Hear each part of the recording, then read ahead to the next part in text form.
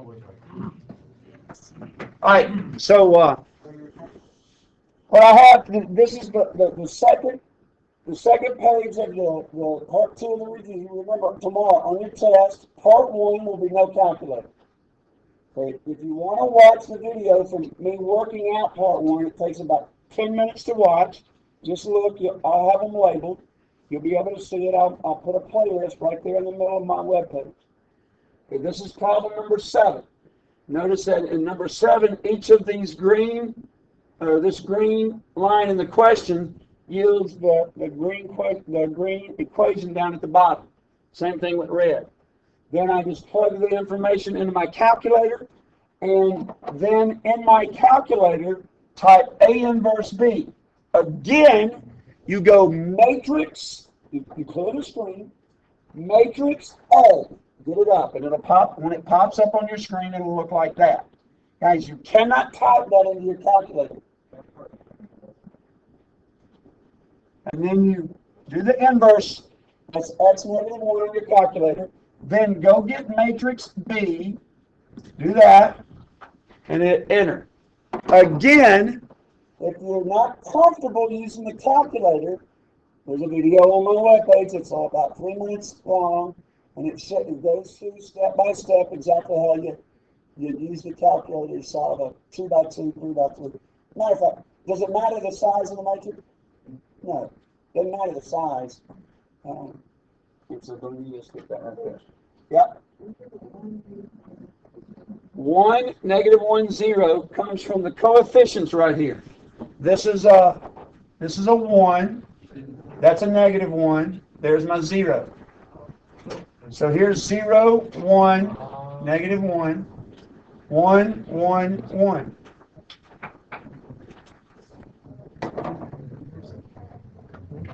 All right, so the last, you'll have to get it off. The last question, guys, it's the same question. It's basically the same question, just using some different numbers here. It says a company offers medical insurance and the annual employee costs for the year are shown below. Organize this matrix into 2 matrices, A and B, that give the cost in 2002 and 2003 respectively. So what I have here, is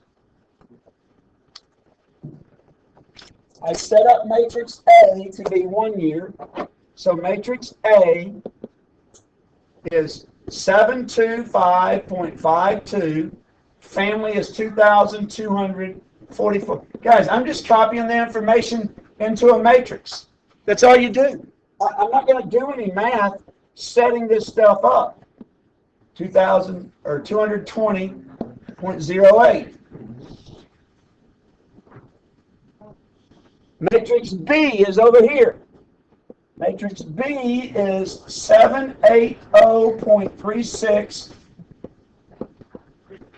Okay, this is single family, or excuse me, this is single. That's single. This is family. That's family. So 236.12. Okay, then it says find B minus A. So then take this matrix, which is the cost,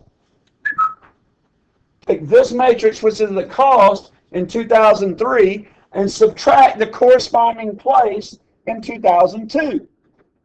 What did you just do? What did you just find?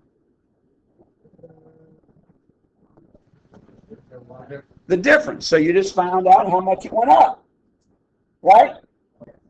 The increase. Find B minus A. So when you find what each element in B minus A represents, so this right here, this 280.36 minus 725.52 would be the increase in single person insurance. This would be the increase in single, so on and so forth. Okay, it says in 2000, this would be good. I'm fixing to do something cool. In 2004, all the costs increased by 8%. Write a matrix that gives 2004's cost for insurance. So take 2003's matrix. So take B and increase every single number in it by 8%. Let's talk about something. Okay. Let's talk about this. We agree that was a mistake. It's not 0.8 because that's what? 80%. Now, you guys saying 0.08. I like the way you think because you said the 0.08. But if I want to increase every number by 8%, I can't multiply it by 0.08 because what that will give me is 8%. What I want to do is I want to take each one and multiply it by 1.08. Because what multiplying it by 1.08 will do, the one part of it gives me that amount right back. The 0.08 calculates what 8% of that is as well. So by saying price plus 0.08, which is what y'all said, I end up with 1.08. And so if you multiply everything in B by 1.08, you'll see that everything in B ends up being that. Yeah.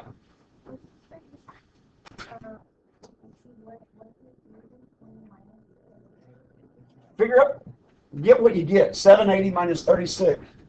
780 36 minus, I'm not going to do each one of those multiplications. That's the increase. That's how much it increases from one year to the next. If this is, that's okay. That's okay. 2352, that's this year. The year before, it was 2244. And so if I subtract those, each one of these will give me how much I increased it. What now? You're first. No, her.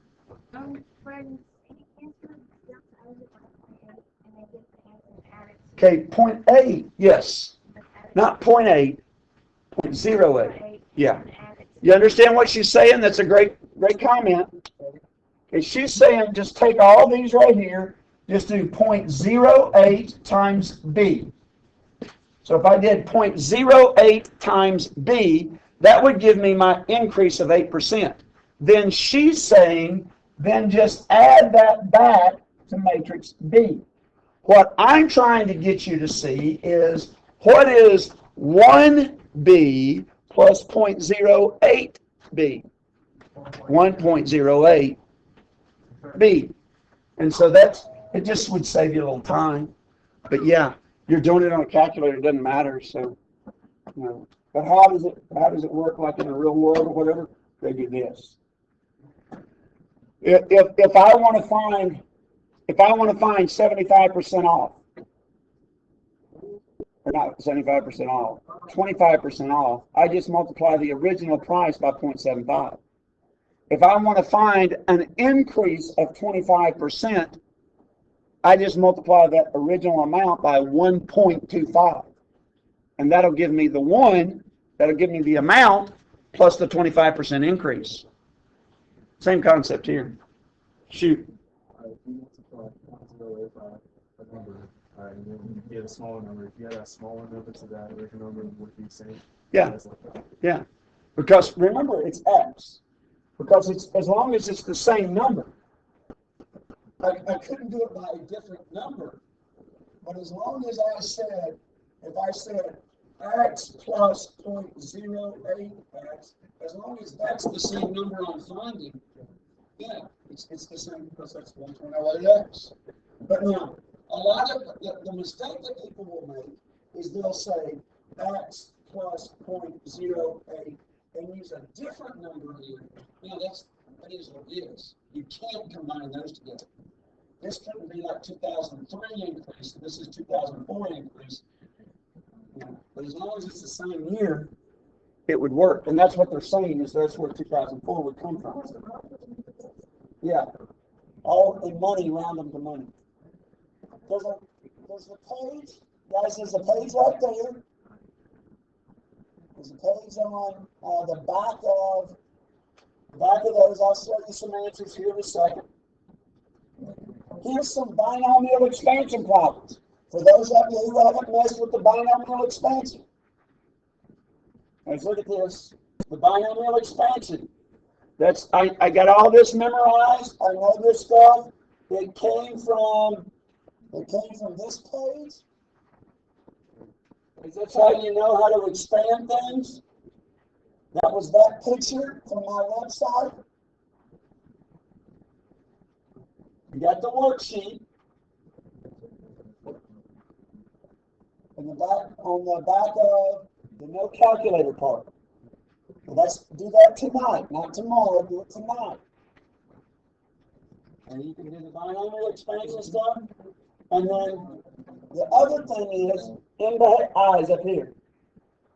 I reduced this confusing page, which a lot of y'all seem to be intimidated by, down to the bare bones. This is what you got to know, guys. And Monday, when we start the next chapter, it's not going to be bonus anymore. It's going to be, you got to be able to tell me that a line that goes up and to the right also goes down and left. But you won't use the term down and left.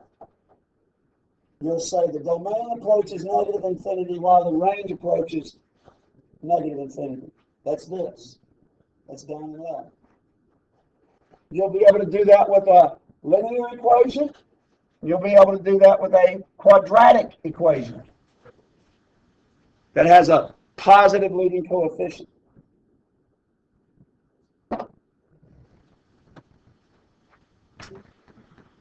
Okay, you should be able to tell me these four things. You should be able to tell me that a linear equation with positive slope.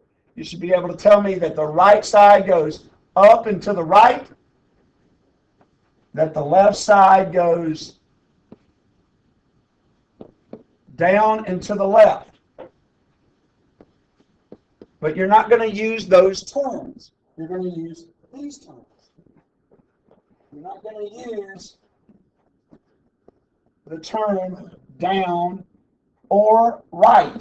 You may start out with that in your head, but you're going to replace right with x approaches positive infinity. Everybody in the room, guys, every single one of us, y'all all know that a quadratic equation with a positive leading coefficient opens up. Everybody knows that. 100% of us. We all know if I put a negative leading coefficient in front of a parabola, it opens down. But what I'm going to ask you next week is not that it opens down, but for you to describe the end behavior of this line. And to describe the end behavior of the line, you do the same thing you've always done, just instead of saying down, you say y approaches negative infinity. Instead of saying right, you say x approaches positive infinity. And so you're now describing the end behavior. By the way, next pretty important situation, that point right there, is that a maximum or a minimum? That's the max. So conversely, or I guess that would be inversely, wouldn't it? Yeah. What is this? That's the minimum point. By the way, that point is called the, begins with the V, vertex. Does this have a maximum? Does it have a minimum? No. But quadratic equations do. Because they open up. Because all of them opens up. Okay? On the back of the no calculator part is this one. Now, of those three, guys, you can do any two or all three, but that is not going to, after you do one of it, or after you do two of it. This change was very much Yes, let me, I like it as a big one.